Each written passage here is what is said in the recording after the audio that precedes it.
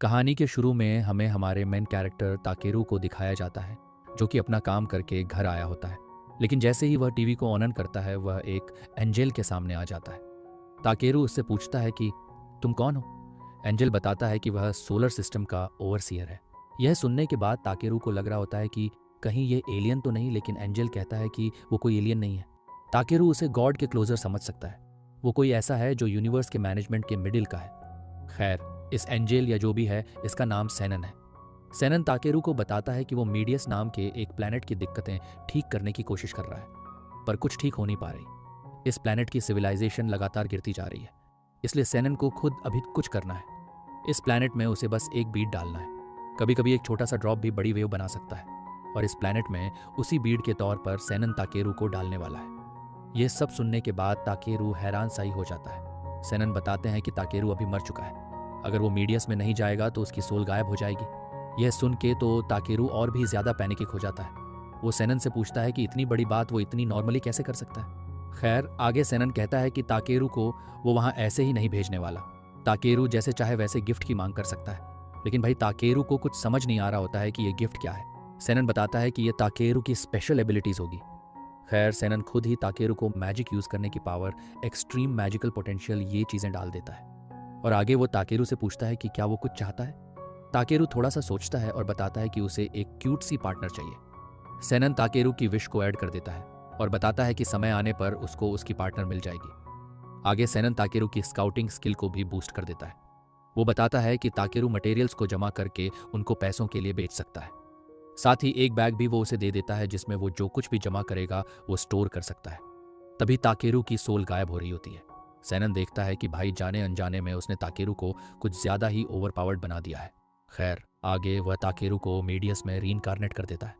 नई दुनिया को देखने के बाद ताकेरू काफी ज्यादा हैरान सा हो गया होता है। ताकेरू थोड़ा आगे बढ़ता है और उसे एक छोटा सा टाउन दिखता है, जिसे देख के उसे काफी अच्छा लगता है।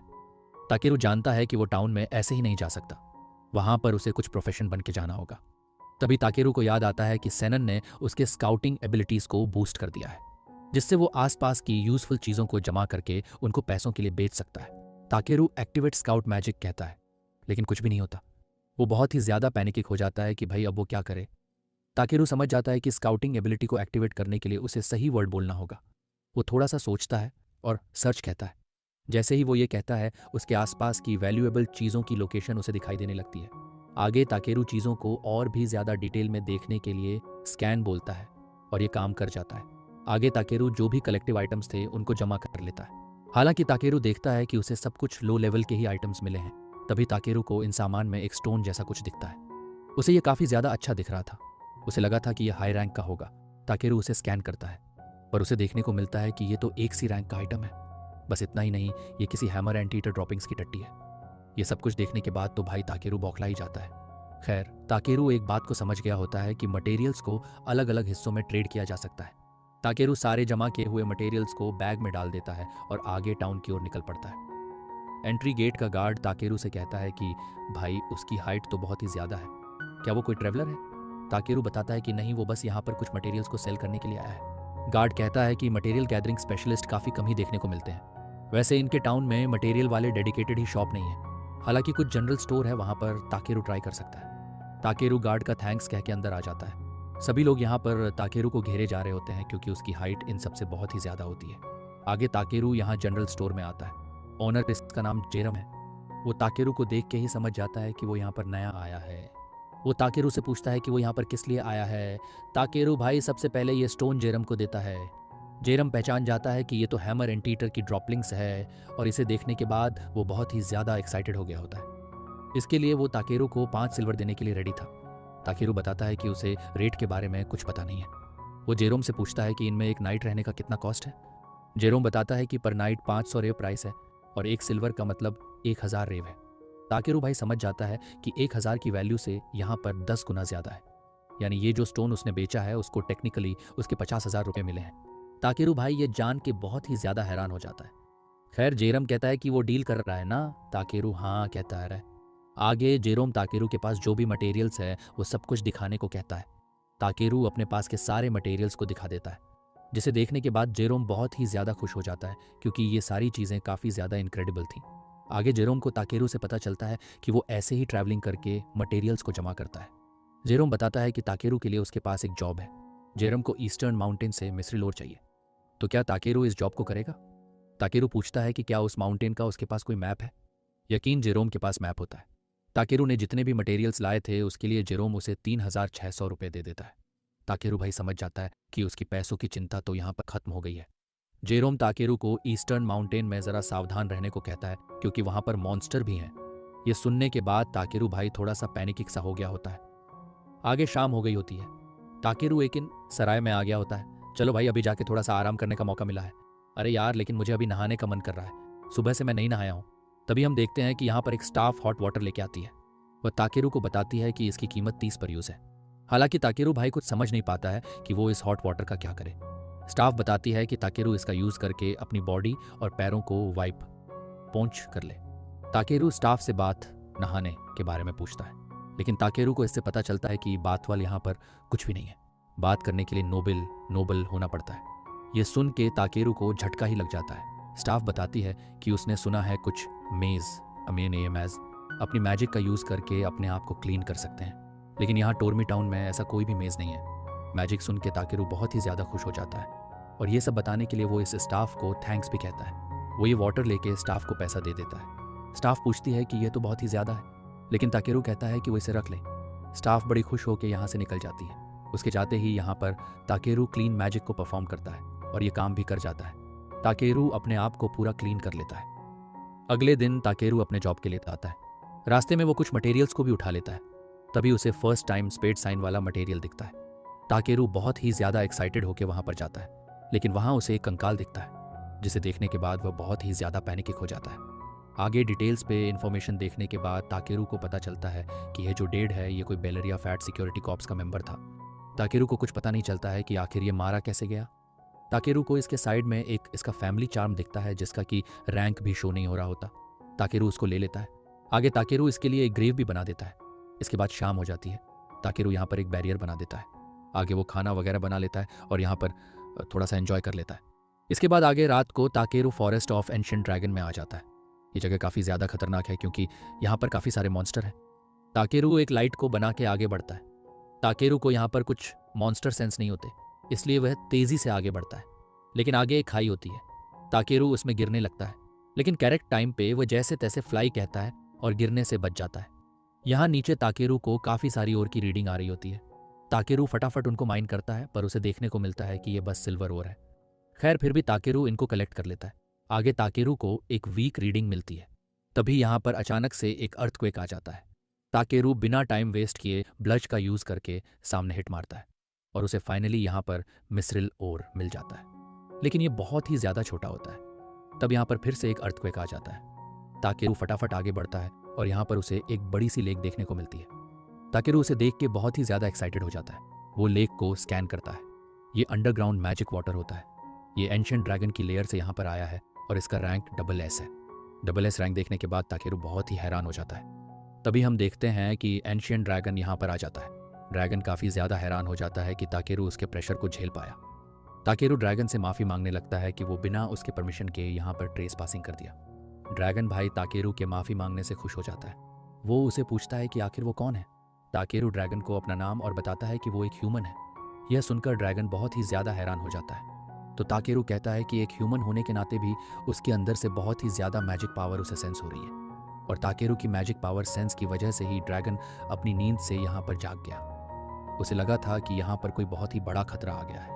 हालांकि ताकेरू को भाई यहाँ पर यकीन नहीं हो रहा होता है कि उसके पास ऐसे बहुत ही खतरनाक वाली मैजिक पावर है। ड्रैगन बताता है कि ताकेरू की पावर उसके पावर से भी ज़्यादा है। खैर आगे ड्रैगन ताकेरू को अपना इंट्रोडक्शन देता है। इसका नाम व्लादर्स है। ताकेरू को ये नाम प्रोनाउंस करने में बहुत ही ज़्यादा मुश्किल हो रही होती है, इसलिए वो ड्रैगन से पूछता है कि क्या वो उसे वसान कह के बुला सकता है। ड्रैगन को इससे कोई भी प्रॉब्लम नहीं होती। आगे ड्रैगन ताकेरू को बताता है कि उसे ताकेरू की एक हेल्प चाहिए। यहाँ के ठंडे वातावरण की वजह से एंशिएंट ड्रैगन का एग हैच नहीं हो पा रहा था, इसलिए ड्रैगन ताकेरू की पावर का यूज़ करके अपने एग को हैच करना चाहता है। यकीनन वो ताकेरू से ये सब फ्री में नहीं करना चाहता। हम देखते हैं कि ड्रैगन लेक में अपने एक फिंगर लगाता है और यहाँ पर बहुत सारे मिस्ट्रिल और आ जाते हैं, जिनको देखने के बाद यकीनन ताकेरू बहुत ही हैरान हो गया होता है। आगे ड्रैगन अपने एग को निकालता है जो कि काफ़ी बड़ा था। ताकेरू ड्रैगन से पूछता है कि उसे क्या करना है। ड्रैगन बताता है कि जैसे ताकेरू ने इस लाइट को बनाया है, उसी मैजिक से ताकेरू को इस अंडे में अपने मैजिक को डालना है। ताकेरू समझ जाता है कि उसे एग को गर्म करना है। ताकेरू हिट कहता है और एग हैच होने लगता है, लेकिन ताकेरू अपनी मैजिक पावर को कंट्रोल ही नहीं कर पाता। हमें दिखाया जाता है कि वो पानी में गिर रहा है। तभी यहाँ पर कोई आता है। ताकेरू को लगा कि ये गॉड है, पर वह देखता है कि ये थोड़ा सा अलग है। ये गॉड ताकेरू से कहता है कि नॉर्मली जब किसी का ड्रैगन से सामना हो जाता है तो वह डर के भाग जाते हैं, लेकिन ताकेरू ने ऐसा कुछ भी नहीं किया, और ऐसा करके ताकेरू ऑलरेडी लॉज को चेंज कर चुका है। ताकेरू को कुछ समझ नहीं आता है कि गॉड क्या कह रहा है। गॉड बताता है कि वो हजारों सालों से इस दुनिया में छेड़छाड़ कर रहा है, लेकिन ताकेरू को यहाँ पर आए हुए कुछ ही समय हुआ और उसने ऑलरेडी हर जगह पे हलचल मचा दी है। ये बात गॉड को थोड़ी सी परेशान कर रही होती है। एक्चुअली ये बात होती है कि गॉड ताकेरू से जल रहा था। खैर, इस गॉड को यह भी पता चल जाता है कि ताकेरू को कुछ ज्यादा ही खतरनाक वाली ब्लेसिंग मिल चुकी है। गॉड बताता है कि ताकेरू ने क्यूट पार्टनर की विश की थी, ना उसे थोड़ी सी दिक्कत होने वाली है। हम देखते हैं कि अभी जो ताकेरू के साथ जो कुछ भी हुआ था वो उसकी कॉन्शियसनेस में हुआ था। ताकेरू यहाँ पर होश में आ गया होता है। ताकेरू देखता है कि एग हैच हो चुका है और उसके अंदर से एक क्यूट ड्रैगन बेबी जन्म ले लिया होता है। ये बेबी ड्रैगन भाई ताकेरू से चिपक जाता है। ड्रैगन ताकेरू से कहता है कि वो बेबी ड्रैगन को नाम दे। ताकेरू हैरान ही था। वो बताता है कि बेबी ड्रैगन को तो नाम वसान को देना चाहिए। वसान बताता है कि बेबी ड्रैगन का एक टू नाम ऑलरेडी है। वो चाहता है कि ताकेरू उसे एक अलाइज वाला नाम दे। ताकेरू थोड़ा सा सोचता है और वह इसका नाम बी रख देता है, जो कि बेबी ड्रैगन और वसान दोनों को ही पसंद आता है। तभी ताकेरू को मैसेज आता है कि एंशियंट ड्रैगन का बच्चा बी उसके पार्टी में ज्वाइन हो गया है। ताकेरू ये देख के बहुत ही हैरान हो जाता है। वो वसान से कहता है कि ये तो उसका न्यूबॉर्न बेबी है, तो इसे वसान के साथ होना चाहिए। वसान बताता है कि ताकेरू की पावर उससे बहुत ही ज्यादा ग्रेटर है। वह उस पर ट्रस्ट कर रहा है, इसलिए वह बी को उसके साथ भेज रहा है। आगे वसान ताकेरू के बैग में कुछ करके यहाँ से निकल जाता है। ताकेरू बी से पूछता है कि क्या वो उसके साथ मटेरियल गैदरिंग जर्नी में आने के लिए रेडी है। बी भाई खुशी से हाँ कहता है। ताकेरू भाई पहले बी को क्लीन करता है। आगे दोनों बाहर आ जाते हैं। बी पहली बार बाहर आया होता है तो काफ़ी ज़्यादा एक्साइटेड था। आगे रात होने वाली होती है, तो ताकेरू सोचता है कि रात को फॉरेस्ट में जाना यह अच्छा नहीं होगा। साथ ही ताकेरू को भूख भी लगी होती है। ताकेरू फैसला कर लेता है कि आज की रात वह यहीं पर बिताएगा। बी को भी ये बात बहुत ही पसंद आती है। आगे ताकेरू अपने बैग से अंडरग्राउंड मैजिक वाटर को निकालता है।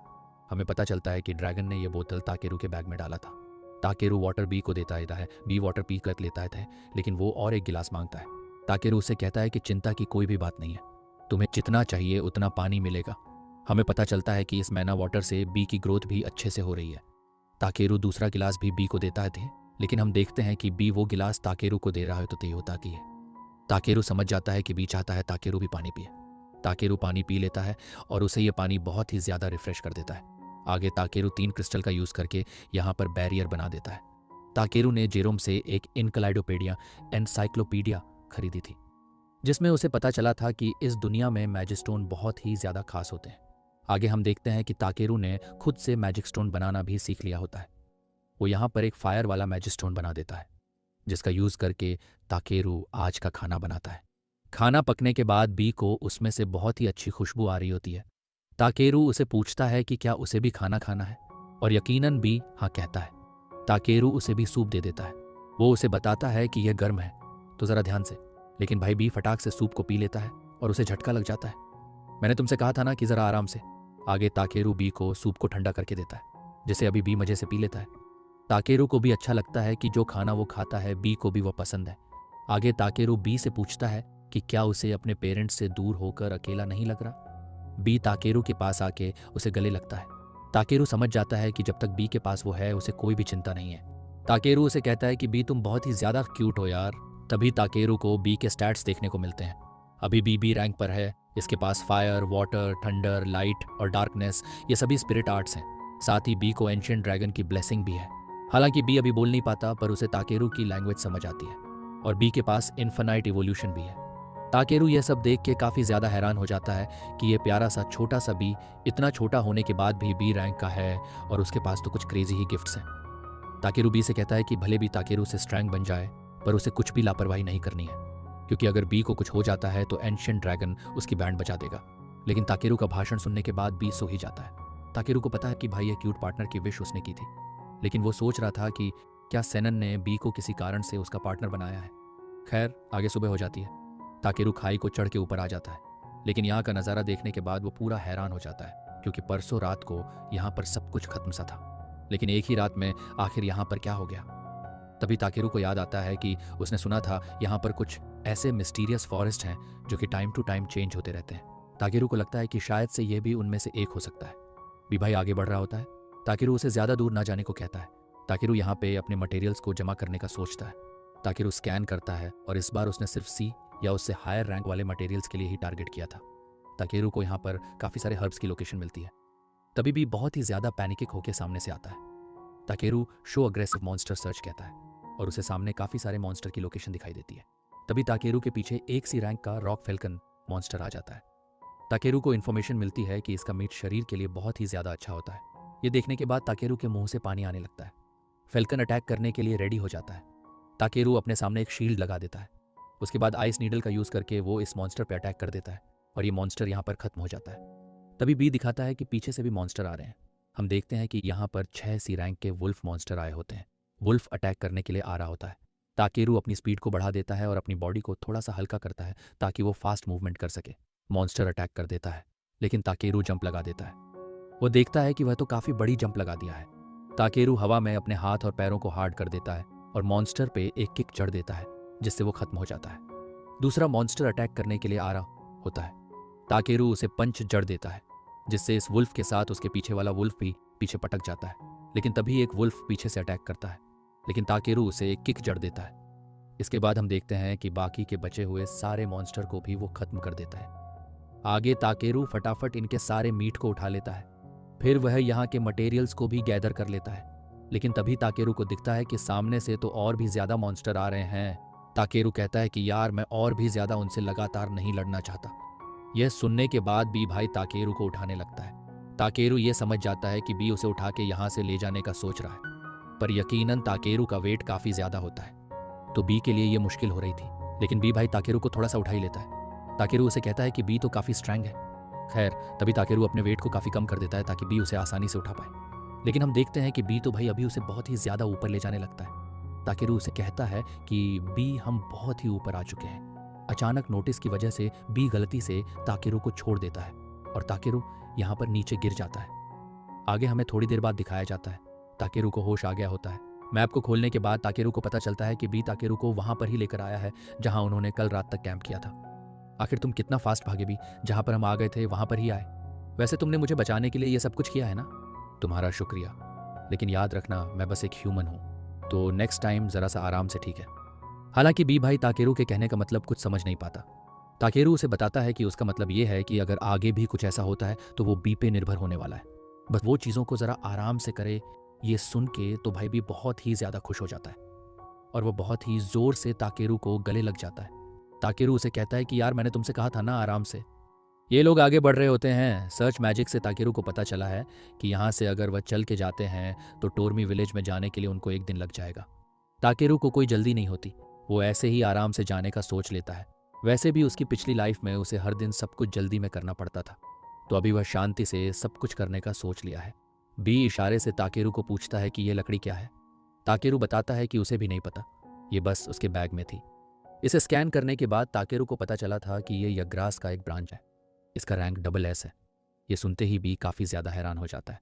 तभी बी इस लकड़ी पे एक फूंक मारता है और हम देखते हैं कि लकड़ी एक स्टाफ में बदल जाती है। ताकेरू भाई पूरी तरीके से हैरान हो जाता है। वो इतना समझ गया होता है कि जैसे ही बी ने इस पे अपना माना ब्रेथ का यूज़ किया, ये लकड़ी अवेक हो गई। लेकिन ताकेरू ये नहीं समझ पा रहा होता है कि आखिर ये प्रोसेस क्या थी। बी भाई यहाँ पर काफ़ी ज़्यादा रुबाब में आ गया था कि उसने ये किया। हालांकि ताकेरू सोच रहा होता है कि एक मटेरियल गैदरिंग वाला ऐसे स्टाफ को अपने पास रखेगा तो वो मेज़ लगेगा, और ताकेरू को कोई फ्लैश इमेज देखने का कोई भी मन नहीं था। तभी ताकेरू को सामने से बड़ी खतरनाक आवाज़ें आने लगती हैं। बी सीधा ही उधर की तरफ निकल पड़ता है। बी के पीछे ताकेरू भी यहाँ पर आ जाता है। ताकेरू देखता है कि बी एक पेड़ के चक्कर लगा रहा है। ताकेरू यहाँ पर आता है और उसे देखने को मिलता है कि ये तो एक घायल एल्फ है। ताकेरू सोच रहा होता है कि क्या इस पे किसी मॉन्स्टर ने अटैक किया है, लेकिन एल्फ बताती है कि ऐसा कुछ भी नहीं है। तभी हमें देखने को मिलता है कि ये जो भयानक आवाज़ आ रही थी वो इस एल्फ के पेट से आ रही होती है।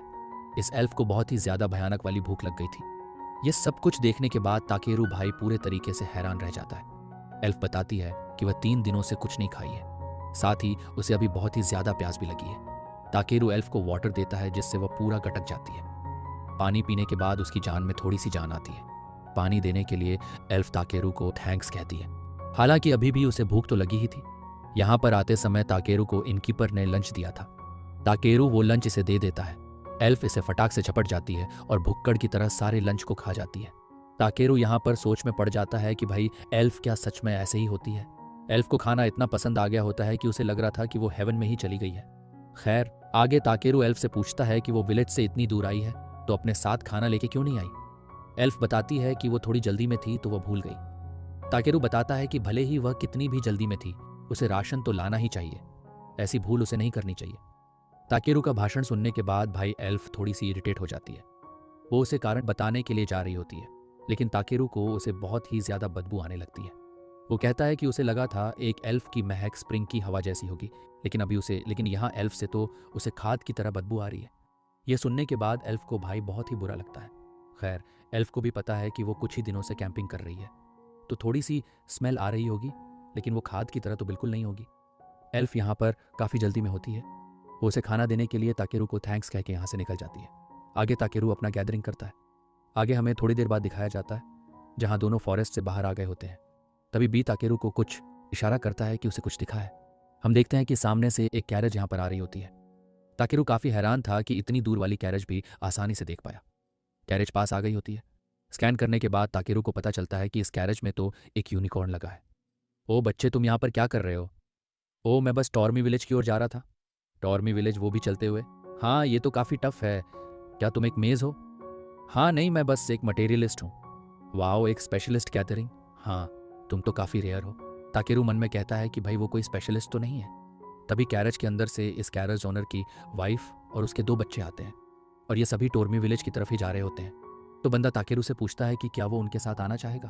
ताकेरू कहता है कि उसकी हाइट इतनी ज़्यादा है, क्या वो कैरेज में आ पाएगा? तब ये दोनों ताकेरू से कह रहे होते हैं कि बड़े भैया, आपकी हाइट कितनी ज़्यादा है। आगे हम देखते हैं कि ताकेरू अंदर आ जाता है। वो अपने मन में कहता है कि पता नहीं किसी कारण से जब से वह इस दुनिया में आया है, बच्चे उसे बहुत ही पसंद करते हैं। ताकेरू इनसे पूछता है कि अगर वो कोई डार्क होता तो मतलब उन्होंने उस पर ऐसे डायरेक्ट ट्रस्ट कैसे कर लिया। वो एक मैजिक आइटम को दिखाती है और बताती है कि अगर कोई भी खतरनाक इनके पास आएगा तो ये बेल बजने लगेगी। ताकेरू देखता है कि इस बिल में एक मैजिक स्टोन इम्ब्यूड है। वो अपने लिए भी ऐसा कुछ बनाने का सोच लेता है। आगे सभी एक दूसरे से इंट्रोडक्शन कर लेते हैं। वुमेन का नाम एलिसा है, लड़की का नाम युवान, लड़की का केन और इसका नाम पोरून है। ताकेरू कहता है कि उसे इन सब से मिलकर अच्छा लगा, लेकिन तभी ताकेरू के रूप से बी की आवाज़ आती है।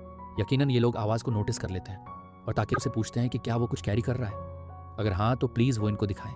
बी को इनको दिखाने में ताकेरू को कोई प्रॉब्लम नहीं। हालांकि वो पूछ लेता है कि उसके पास एक रेयर मॉन्स्टर है तो क्या इनको कोई दिक्कत नहीं होगी। एलिजा बताती है कि मॉन्स्टर उतने कुछ रेयर नहीं होते, एडवेंचरस हमेशा उनको अपने साथ रखते हैं। यह सुन के ताकेरू काफ़ी हैरान हो जाता है, उसे इसके बारे में पता नहीं था। खैर, आगे ताकेरू बी से कहता है कि वो बाहर आए और किसी को बाइट ना करे। बी फटाक से बाहर आ जाता है। उसे देखते ही ये दोनों कह रहे होते हैं कि ये कितना क्यूट है। एलिजा हैरान हो जाती है कि भाई ये तो एक ड्रैगन टाइप है। पोरुल ताकेरू से पूछता है कि उसके पास ड्रैगन है तो क्या वो एक ड्रैगन नाइट है। ताकेरू बताता है कि ऐसा नहीं है, उसे बस ये ड्रैगन का एग मिल गया तो उसने उसे हैच कर लिया। ये सुन के ये दोनों ही बहुत ही ज़्यादा हैरान हो जाते हैं, क्योंकि इनको पता नहीं था कि ऐसा कुछ किया जा सकता है। ताकेरू पूछता है कि क्या ड्रैगन इतने रेयर होते हैं। एलिसा बताती है कि वो लोग ड्रैगन नाइट से तो मिले हैं, पर एक्चुअल ड्रैगन बहुत ही रेयर होते हैं। आगे रात हो जाती है। ये लोग यहीं रुकने का सोच लेते हैं। ताकेरू लाइट लगाता है। इसके बाद आसपास कुछ मैजिक क्रिस्टल को लगा देता है। अगर कोई भी मॉन्स्टर इनके करीब आएगा तो इन स्टोन से इनको पहले ही पता चल जाएगा। आगे एलिजा डिनर बनाने वाली होती है, पर ताकेरू उनसे कहता है कि थैंक्स के तौर पर वो डिनर बनाएगा। ताकेरू अपने पास जो भी इंग्रेडिएंट्स थे उनको निकालता है, जिसे देखने के बाद ये दोनों ताकेरू से पूछते हैं कि बड़े भैया, क्या आप एक मेज़ हैं? ताकेरू बताता है कि नहीं, उसके पास ये आइटम बॉक्स है, बस इसमें से ही उसने ये इंग्रेडिएंट्स को निकाला है। ताकेरू आज मीट सूप, स्पेशल मशरूम और वेजिटेबल सैलेड बनाता है, जो कि इनको बहुत ही ज़्यादा टेस्टी लग रहा होता है। सभी खाने का बाइट लेते हैं और इन सबको ताकेरू के हाथ का ये खाना बहुत ही ज़्यादा पसंद आ जाता है। पोरुल तो भाई रोने ही लगता है कि ये कितना टेस्टी है। रोड पे ट्रैवल करते हुए इनको कुछ खास खाने को नहीं मिल रहा था, तो आज इतने दिन बाद अच्छा खाने के बाद पोरुल अपने इमोशन को रोक ही नहीं पाता। ताकेरू भी भाई काफ़ी ज़्यादा खुश हो जाते हैं कि उसका खाना इनको पसंद आ गया। आगे खाना होने के बाद अब पोरुल गिटार से म्यूज़िक बजाने लगता है और यहाँ के माहौल को बहुत ही ज़्यादा सुकून वाला माहौल बना देता है। ताकेरू मन में कहता है कि पहले वाली दुनिया में वो कभी भी रियलाइज़ नहीं कर सका कि अकेले खाने के बजाय सबके साथ डिनर करना कितना अच्छा फील देता है। इस दुनिया में आने के बाद पहली बार अब ताकेरू अपनी ज़िंदगी में कितने अरसे के बाद दिल से मुस्करा रहा है, आगे सभी सो जाते हैं। तो पार्ट 1 में इतना ही था। नेक्स्ट पार्ट इसका भी जल्दी आ जाएगा। वीडियो अच्छा लगे तो प्लीज़ लाइक कर देना, वीडियो को शेयर कर देना और कमेंट भी कर देना। मिलते हैं नेक्स्ट वीडियो में।